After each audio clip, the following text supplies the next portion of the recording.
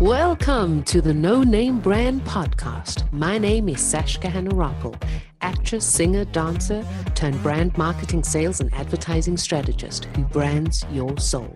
And each week I bring you an inspiring person or message to help you discover your undergod, turn up your leadership notches, challenge the status quo, because you're fast and furious with a powerful message to share with the world.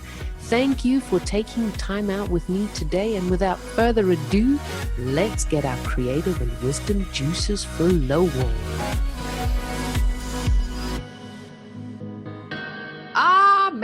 Man, we are back, folks. It's that time of the week, time to meet our movers and shakers from around the world, the crazy ones who dare to take the leap into the unknown to serve those around them, to be and become the best versions of themselves. And today is no exception.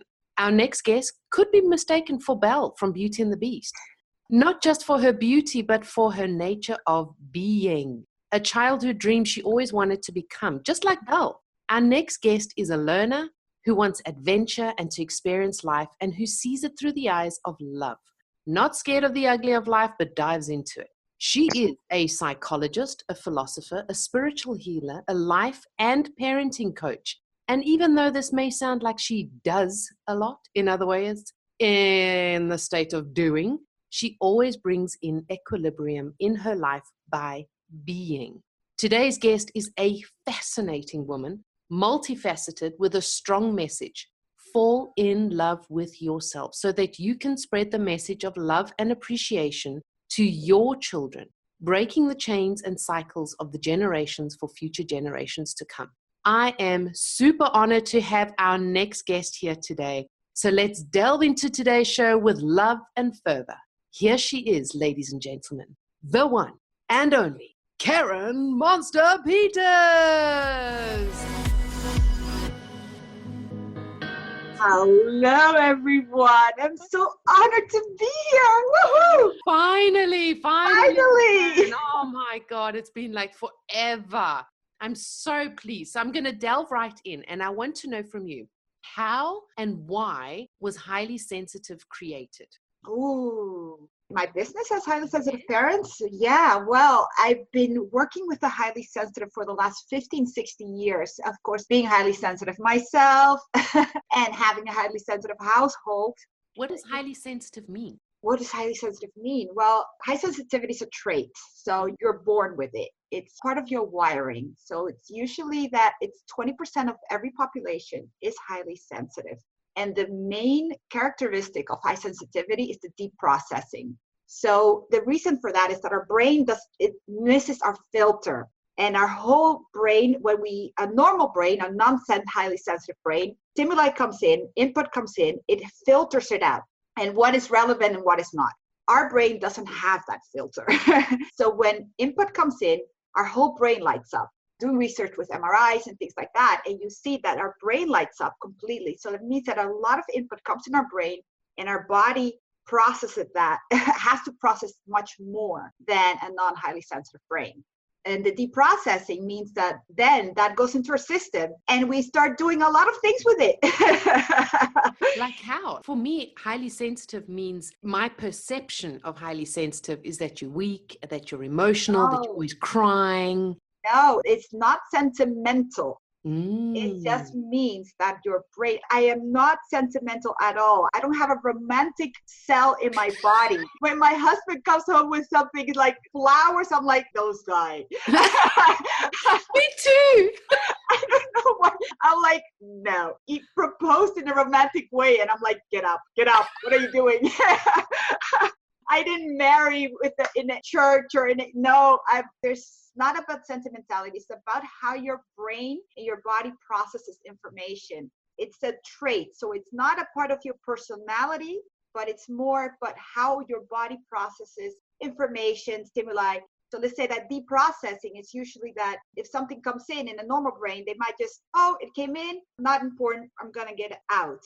But a highly sensitive brain goes into overthinking, and that overthinking creates deeper patterns in your brain, and it goes into your body. So that's where what high sensitivity is. And that's why it always surprises me when you say all the time, I'm the least highly sensitive person I know, and I know you're highly sensitive. It was my perception. It was my perception. It was just like, I'm not sitting in a corner crying as an introvert or anything like that. I'm out there, I'm doing things. I'm like, oh, that's something new I've learned. Wow, that's pretty You interesting. don't see me sitting in a corner crying either. No. No. I'm also out there and I'm doing what I need to do. But one of the things that a lot of highly sensitive people have is they need more alone time to process. So we love our alone time. Hallelujah. Yes. That's normal.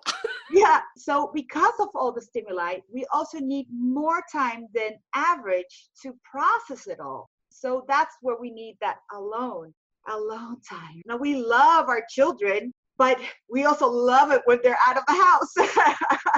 Or in your opinion, do highly sensitive, like the overthinking, do they love themselves less? And is where you bringing in so that you can see more, that you can give yourself more love, so that you're more willing to receive? Well, let's just say that because of our sensitivity, we have been hurt more as children. So we've been hearing our whole life, you are so much, you are too much, you are too out there, you are too sensitive, you are too loud. All these two things we've been hearing our whole life, that is in our system too. So our trauma is usually that we are weird, we are crazy, we feel too much, right? So our main issue is usually that we don't love each other, ourselves enough, because we've been told our whole life that we are too much. It's so true. You want too much. Why do you want so much? I've heard many times, like, you're a bulldozer. You're too passionate. You're too. Everything is too. So what does that builds up? That we think we are too much. And we grow up and we're thinking, well, nobody's going to love us. And who can handle me? I can barely handle me with all these wantings and feelings that are always bubbling up. So it's so important that we first appreciate who we are and all the fullness of who we are. All the too much that are actually, that is actually what drives us. Yeah. That is what makes us us. And that's our passion. That's why we can communicate it. That's why we're out there.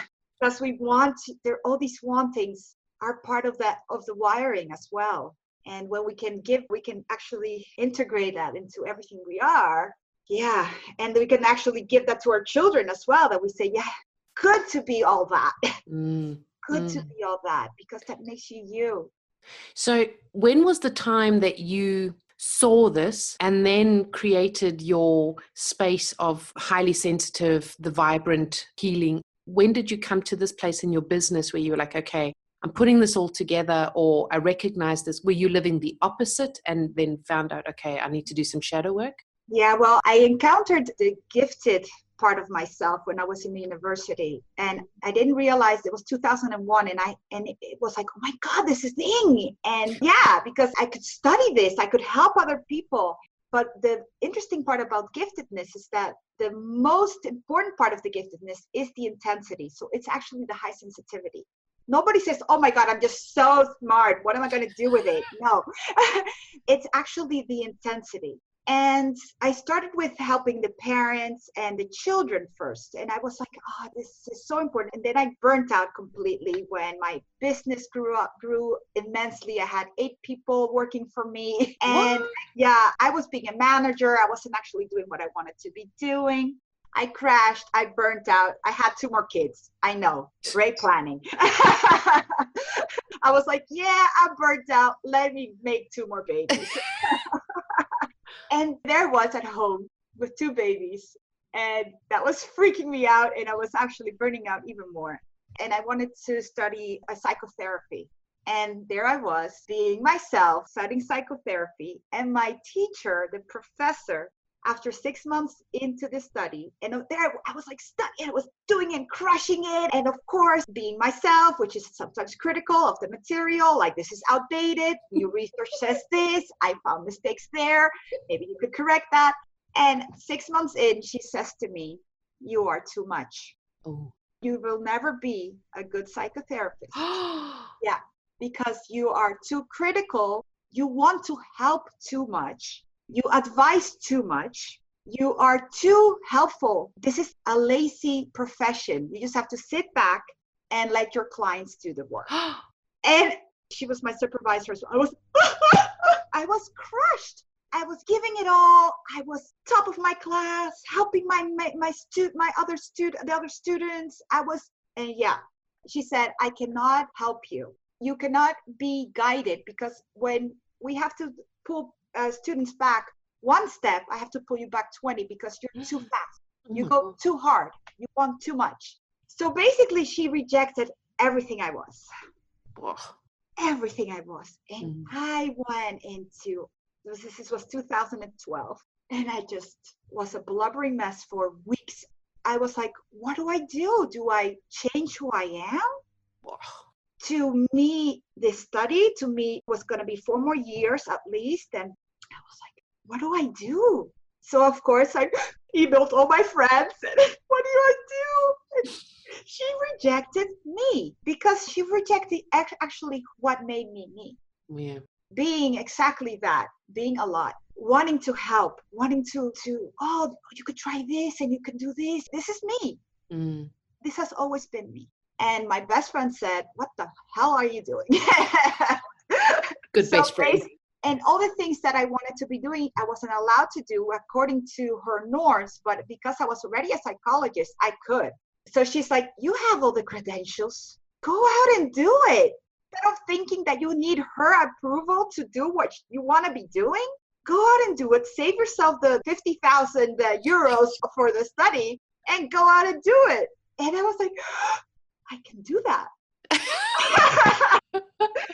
Ding, ding, ding. Oh ding, my ding, God. ding. Yeah. You know, I don't need approval. There are people who are willing to, who want me with everything that it's me. I went out and I did it. And I was like, I restarted my practice again. And then in 2015, we decided we want to one day get out of the Netherlands. So I said, look, I'm going to go online and let's do this online. And I brought it all together there. And it's like where all my passions meet. All the things, all my knowledge, all my experiences, everything just put it in a big bucket. So that's why people are like, what do you do? I'm like, oh my God, I have no idea. What do you need? Because there's so much that I've been through and that I've experienced and that I know. And it is just putting it all together and all my passions. And, I'm passionate about health, about growth, about children, about parenting, about psychology, about healing. There's just so much. Because you have a dream. Well, you have quite a few, actually. Yeah. And one of them is to make millions so that you can give back to your Dominican people. Sustainable projects empowering women and men. So you were born in Dominican Republic. Now, why did you leave and why do you want to go back? So we left when I was 12. I left, first went for a year in Canada, and then I came to the Netherlands when I was 13. My father was Dutch, my mother Dominican. Mm-hmm. And my father was a geologist. Oh, wow. He was searching for gold, and he did find gold in the Dominican Republic, not under his own name, unfortunately, otherwise I would have had the millions, but working for American companies. And he is still a huge name in the Dominican Republic in the whole mining industry because he found gold, and there's gold mining being done at the places where he found it. But by the time I was 12, the economy it was gone in the Republic. We don't know I don't know exactly, it was 12. I just remember that I said, I'm not sure that I want to keep my job. And I want you all to have good education because we're in private schools there. And he's like, I don't know if I'm going to afford it for a long time. And it's best if we go back now, then you all can do high school and learn Dutch and go to Dutch university. And so that's why we came back. And I want to go back to the Dominican Republic because there's just so much to be done there, empowerment wise. I always feel like there are so many people. We are so blessed here in the Netherlands. We're so entitled in the Netherlands, and there's so little there. There's not enough knowledge. There are not many powerful women speaking up there, empowering women there. Sustainable projects, when people can actually feel value their own worthiness, because it's always about they don't have enough, and a lot of people are just families are sending money to the Dominican Republic. It's always just the hands being held up. You know what I mean? I want them to feel the sense of I can do this myself. I can support my family. And I think there's a lot to be there. And of course, and on a personal level, I just love being there. I can dance everywhere. I can get my merengue on, my salsa on, my bachata on in every corner. I can be so much more me. When here I'm too much, there I'm never a lot. So would you say that, this is just a generalization, like more highly sensitives are more located or more attributed to countries where the passion is really high, like Spain, Arab countries, Lebanese, Dominican Republic, where they have that too much, where there's so much passion within them? And when you're told that you're too much, you come in and tell them you're just right? It's 20% of every population. So Wow. let's say 20% of every population. I'm talking even in the animals. Mm. They can even, like, they've studied even flies. What? Yeah, and they can see, and fish. Oh my God. 20% that is more like serving. There's a purpose to the highly sensitive, because we're like the ones that are so sensitive to what's happening in a system that we're going to be the first ones that it hurts us, which is horrible. But we're the ones in every classroom. It's too loud. That classroom is too disruptive. The teacher is not sensitive enough for the needs of the children. We are the ones that right away feel it. So we are that. But I think that in passionate countries, we thrive more. Yeah. Dominicans don't hold anything in. Why would we? It's so We're cool. mad. We're mad. Everybody's allowed to know we're mad. Why would I hold that down? We're happy. We're also very happy. And we're allowed to have that too. I'm always saying in the Netherlands, I'm not allowed to be the fullness of me. And they're always like, what are you doing now? And why aren't you happy? And why aren't you, what? Another business? They're always surprised that I'm never settling. And that I'm always wanting more, and that I'm always like this. Too much. Too much. And in the Dominican Republic, I'm actually pretty average. Wow. They celebrate more. They celebrate more. They're like, of course you're going for that. Of course you want more. Of course you're going to try that. Why wouldn't you? I always feel like when I think of something new, I always feel like I have my Dominican cheerleading team behind me, and they're going, yeah. Because they have nothing. Of course you're going to try. Yeah. And here we have everything. But people are like, why aren't you happy? Yeah. It starts with the children. It starts with the parenting. It starts with how we brought up. So, as kids, we're scolded. And I know I've heard a lot of these phases, like, too sensitive for your own good. You need to toughen up. You take things too hard, too much. Stop overthinking things. Stop worrying. So what's happening to us on a 3-dimensional level, on emotional, physical, and mental level as parents, as children? What's happening over there, and how are we going from being too much to I'm okay? I think we're breaking cycles right now. I think especially the parents I work with, I really feel that we were stuck in a dimension, in a paradigm, in a generation before us where people weren't even capable of expanding into a different way of thinking and of parenting. Yeah. And we can very much forgive our parents and say they didn't know better. Right? But this generation, and I really feel it's like we've up-leveled the new energy wave that's coming through, that we are saying, actually, we got hurt. We have trauma. We've been raised in a certain way, and we are choosing different. But it's like our parents couldn't even go there. And I feel it's really because I hear it all around me. And these parents now that are coming to my practice, that are stepping up, they are saying, yes, I know my parents didn't know better. And that, yes, I've been traumatized, but I will do better. Yeah. And I think that's all it takes. A parent that is now willing to do better. And even if it's just that little voice in your head that is saying, oh, yes, I've had all this, but I can actually just say to my child, you're beautiful just the way you are. Just that. I feel that it can transform your child's life. Yeah. The full acceptance of all that they are, as we would have wanted to be fully accepted, as full as we are in our fullness. That's so true. And that alone can break patterns and we can break the traumas of generations for generations to come. Mm. It can be that simple. It can be that simple. You also have passion test. Now, how does Yeah. does the passion test fit into this, where you're, as a highly sensitive, being told that you're too much, that you feel that you don't have those passions, and then to bring those back to the surface or make you aware of them? So the passion test is not mine. Oh, right. Okay. Yeah. I'm certified as a passion test facilitator. But the passion test is a great tool because it's about reconnecting to exactly that, to passion. And I think the biggest mistake we make all the time is we're always so concerned, am I in purpose? Am I in purpose? And I think that when I'm on my deathbed, that's when I will look back and I will see, oh, that was my purpose. Because what is my thread? I have no idea. As long as I'm following those things that light me up. Make me go, yeah, that I feel it in my body and I'm passionate about. That's when I'm living in purpose, because life wasn't meant to be as hard as we make it.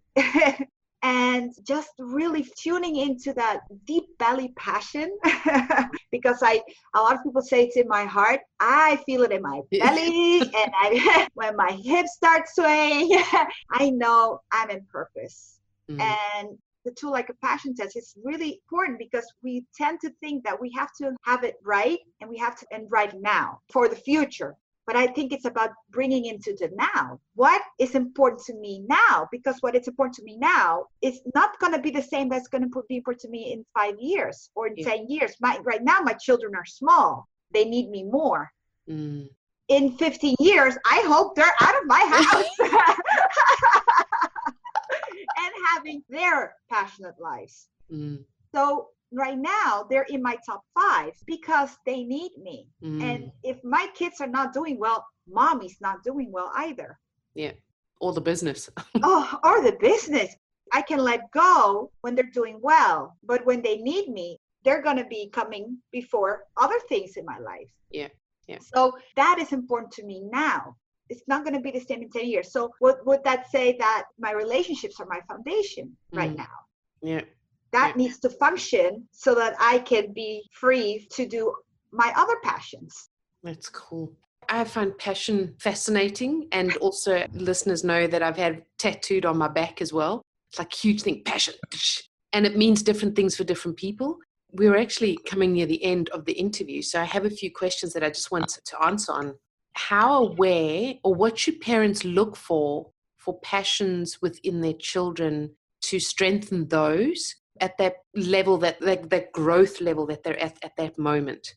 Yeah, well, for children, it's actually really easy. Children will tell you right away what they like and what they don't like. If you see them going into like this flow when they're doing anything, those little flow moments that you say, oh my God, doing that for an hour and I haven't heard anything. Notice those little things and feed that and encourage that in your child. The difficult things with children is, especially in a country like the Netherlands, is they're very stuck in the system.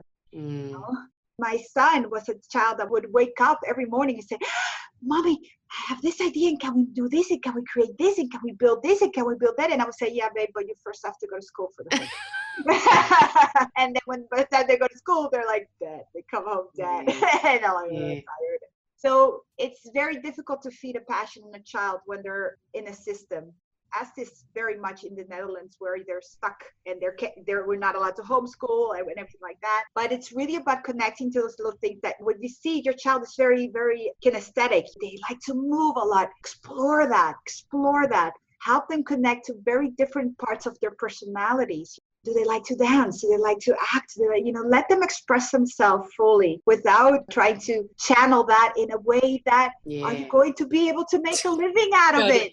Well, that's a way to kill a passion quickly. Exactly. Where is it going? Like, I always find it really fascinating when we get to this level of awareness that we're changing things. It's like, how much more can things be changed? Like, maybe it's just because I am now can see how things have changed from how the generations before me brought in educating me and bringing me up and everything like that, where I'm like, yeah, that doesn't work for my personality now. So I'm doing it with my kids, and I'm wondering, I'm giving them all this time and space to express themselves or people around me. What's going to happen when they have their kids? Like, is there going to be so much It's exciting. Yeah. It's exciting. I'm so happy, that we are doing it. We are the parents that are telling our kids and saying, oh, no, babe, you have all the time in the world to explore that. Oh, mommy, I want a gap year. Say, well, take 2, take 3, take 5. Explore. There's so many ways where you can grow, and school is just one system. I think life is the biggest way to experience that we're actually growing. School, universities, is just a creation. Yeah. And only part of our system as humans for the last 100 years or so. Yeah. How did we do it before? By living. Yeah, exactly. Being. And I crave for my children the experience of just living and being and growing. Yeah. Without all these constructs that we have created and that are not serving us. They're not. Watching the time here. So when you're a highly sensitive, can you give us some advice how a highly sensitive, when they're in that space of, I need space, and there's just so, like, you've got kids, if you do have kids, or you're running your business, or you've got animals, or whatever, what's your advice to just go, fuck it, just leave? Well, that's my advice. I mean, I think it's just so important for us to be very clear in what we need and start. Those boundaries are essential. And when we can communicate that in a positive way, the thing is that we're people pleasers. We're mommies. We're everything. We're everywhere. We're very capable, which is sometimes I wish I said, I sometimes wish I was not. I was dumb, and I would be just like happy and be sitting behind a counter somewhere, just click, click, click, and I would be happy with that. But the thing is, we're so capable, we're so smart that everybody expects it. So I think it's very important that we just communicate clearly. Look, yes, I can do this all, but I don't want to do it all. So setting those boundaries. Those boundaries. When I say we were like that art of having it all, it's about not doing it all. Yeah. Because that we can do it all does not mean that we have to do it all. Yeah, that's good. And I communicate and I create boundaries. And sometimes it's just about saying, drop it. Drop the ball. Drop balls, because that's when we realize that our people are willing to pick it up. Yeah. But as long as we're holding them all up, nobody's going to, because we're doing it. And everybody's happy because we're doing it. Our husbands, our children are pretty pleased that mommy's doing it all. But if we're not saying, look, I'm going crazy. If you want mommy to be in a bed for a week in exhaustion mode, you're going to get it. Everybody's going to have to step up. We are a family. We are a system. We're a team. Communication. I love that. That is so dang. And that's something that I started telling my kids actually only this week. Yeah. Well, actually, it's been going on since December last year, but more last week, this week is when I really started communicating and setting those boundaries, because those boundaries were never set for myself. Or with Shone, you can actually set boundaries because, like you say, I can do it all, but I don't have to do it all. I have a choice, people. And this choice, mama's going, no. And exactly that in a system, because the way we've been brought up is that the moms do everything. And it's like, hang on a moment, like you say, we're a team. We've been putting this together as a team, and this team is a family. And we function at best when all of our strengths are used and not just one is focused on. Absolutely. Absolutely. I created short charts and everything. And I was like, just drop it. Drop the ball. Drop the ball. I mean, I think it's one of the things that we as mother have to learn is to drop those balls. Because really, we are not serving our system. We're not serving our family. We are raising them to be competent adults. Yeah. And we are enabling incompetence. We're not teaching them that they can take care of themselves. Exactly. It's like a lot of people, and then I'm going into our last questions. A lot of people say to me as well, when I leave my kids or I do something and they're going, but you've left your kid and they're 9. I'm going, and I say to my kids, you know what? You can operate a computer, a mobile phone. You can switch on TVs. You can figure out why that Wi-Fi is not working. Go and fold your clothes. Go and pick up all that shit. Put the stuff into the dishwasher. You are not incapable of doing that. And then I just, like you said, drop the ball. I'm like, I'm out of here. People going, but you're their mother. You're supposed to look after them. I'm like, no. I leave my home and they need to go look after themselves. I'm not going to be doing it for them. no way, Jose, I'm out of here. I'm traveling the world. Yeah, me, I leave my family for 3 weeks sometimes. And I freak out just before, right? Yeah, exactly.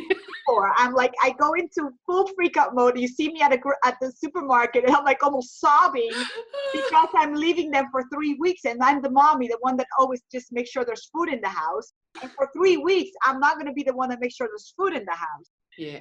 So that freaks me out in a moment. But as soon as I close that door, I'm out of here, I heard an interview with Gary Vaynerchuk, and he was saying, it was just very brief if I remember correctly, he was saying the teamwork that he has within his family situation. And he said, my competence is not in raising our children. My competence is being who I am. My wife raises the children, and I respect that because that's her strength. Yeah. And I can only be me, and we can spend time together with our strengths. Yeah.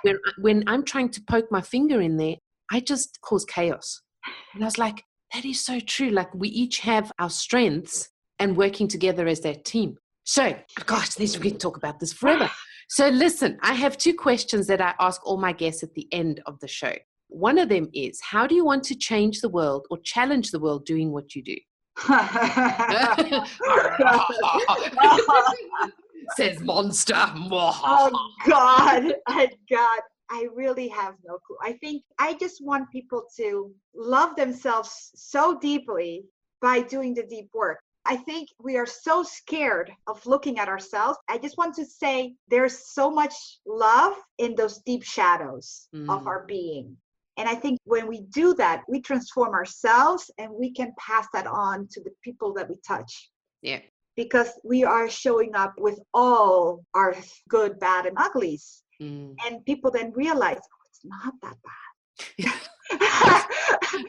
I'm not a bad person. I'm actually quite good. Person because I feel these things. And I think when we can do that, we can actually, we're the mirror, for our children too, for everything. And I think it all starts with us, and we can pass it on to our children. But I think even people who don't have children, that we're so scared of all those emotions. And I think that as soon as we look at them, they also go like, oh, okay, that's it. So I don't know how I want to change the world. I think I just want to be me. Yeah.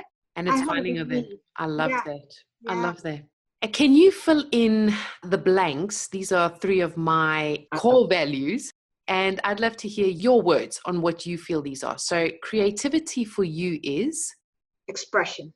And I'm talking about self-expression. That's cool. Passion for you is?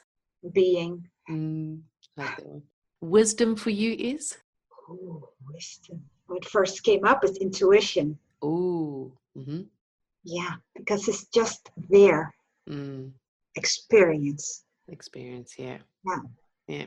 Karin, thank you so much for being with us here today. We're going to have you on again so we can talk again, because I've got so many questions. I'm like, oh my God, this is epiphanies, like my little epiphany today. Oh my God, I'm a highly sensitive person. I have another little name like an add to my name. I was waiting for this moment to just drop that one on you. Ding, ding, ding. This is so exciting. You can find out more about Karin on www.thevibrantsensitive.com. She's also on Facebook. She's on LinkedIn, her profile as well. It's new, so that's pretty cool. You'll find out in the show notes her favorite quote, her favorite book, and where you can find on social media and a little bit about her, more about her biography that you can find in the show notes.